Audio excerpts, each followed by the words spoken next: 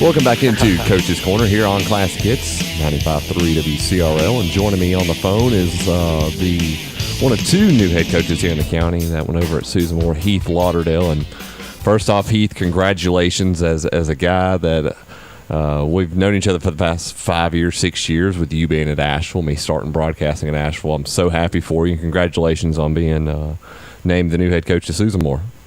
No, thanks, Justin. I appreciate it. Excited to be here, blessed to be here. Super big chance. Well, you haven't been on the job that long. A couple of weeks, month and a half, somewhere around there. About 5 weeks at the end of this week. Talk about what you've seen from when you took over to now, and the progress of the team and where you guys are at. I believe that we've got really good kids here. It's like most of the young men in Blount County. Got good coaches, good administrators and leaders. It's just sometimes you get in a spot where there's change that will be made and changes are made. Sometimes people are caught off guard.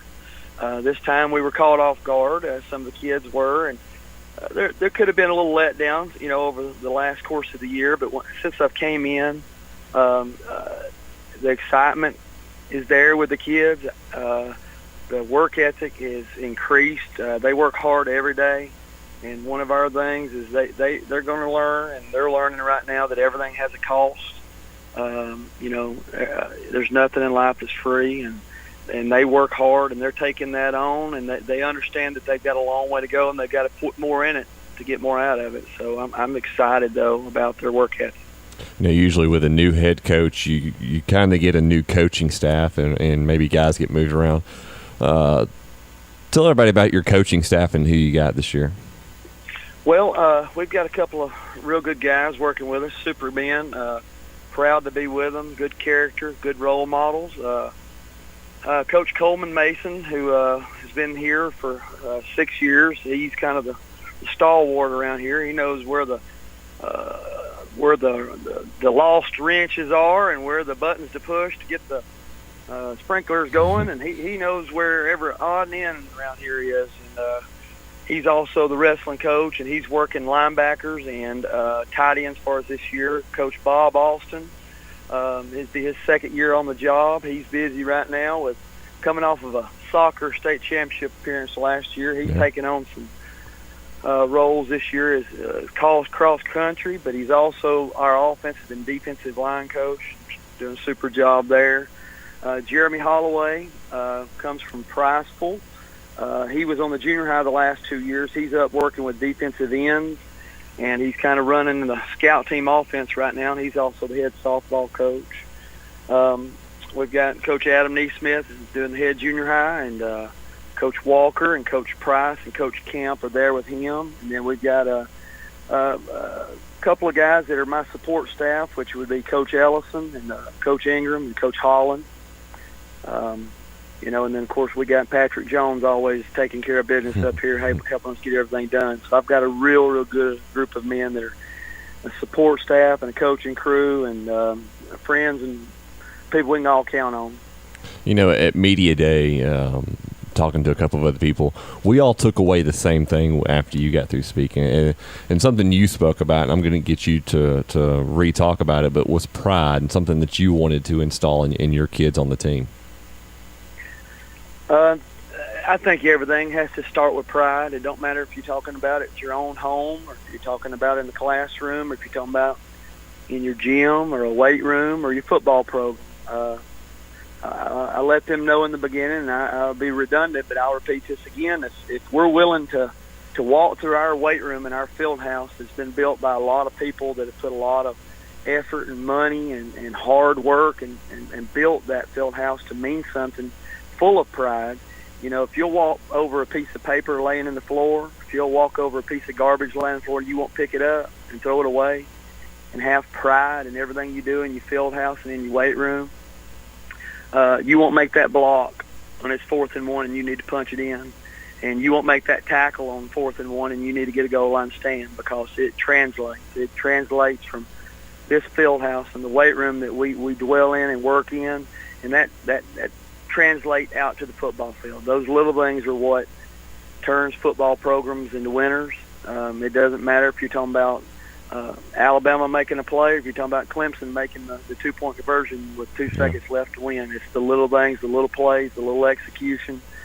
It's pride in what you do every day. There is no finish line with pride. There is no finish line. So our starting point in each class that we do and each practice that we do, each weightlifting session we do, it starts with pride.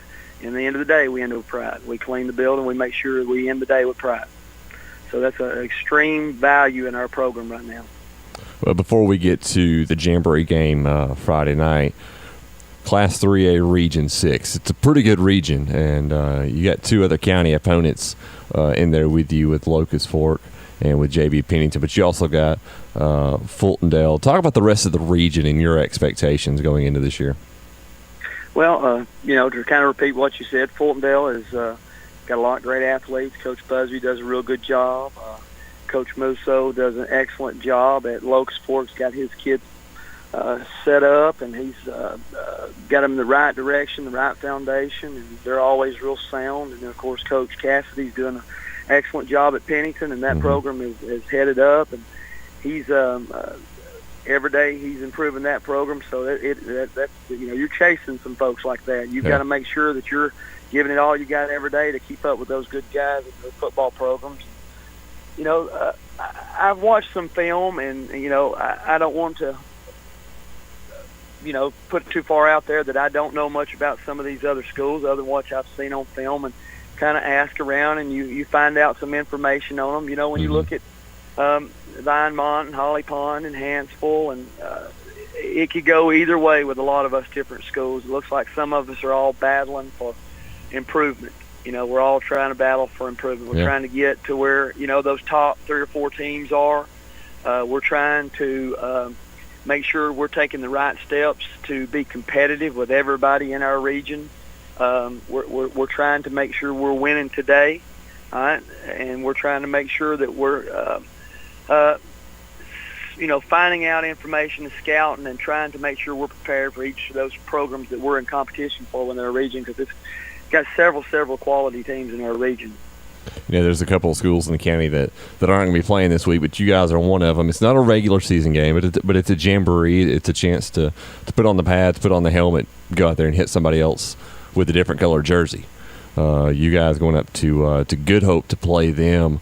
What are some things that you're looking for from your team and that you want to see out of them? Well, you take away information that people divulge to you in the past and some scenarios that have been previous, and you just want to take those into account when you're looking at what you're seeing now. And knowing that you're making change and feeling that they're in their hearts and their eyes that they're making change, what I would be looking for is I would be looking for a team that's going to play from the opening whistle to the final whistle, regardless of the score. We're focused. We're disciplined. We're patting each other on the back. We're motivating each other as a team, and they're not going to quit. I'm looking for great effort. We're looking for GEPs all night long. Great effort players. Great effort players is who we're looking for, regardless of if you're getting the ball, if you're not getting the ball. And then, of course, we're going to be looking for the kids that are focused and have been listening the last several weeks about execution and how the value in execution.